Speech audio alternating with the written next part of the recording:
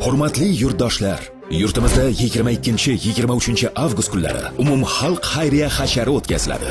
Eng ulug', eng aziz bayram Istiqlol ayyomi yaqinlashmoqda. Zero yangi O'zbekistonda hashar do'stlik, birdamlik, mehr-muruvvat, ozodalik kabi ezgu fazilatlarda, manzillar obodligi, ko'ngillarni charog'on qilishdek ezgu ishlarda yaqqol namoyon bo'ladi.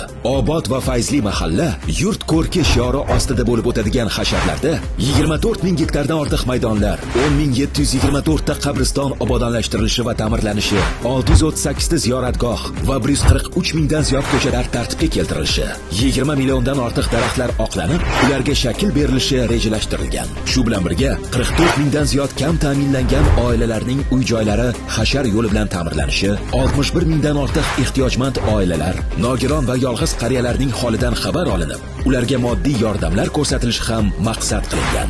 Bu ishlarni amalga oshirishda sizlarning ishtirokingiz juda muhimdir. Aziz yurtdoshlar, keling, hasharlarda faol bo'laylik.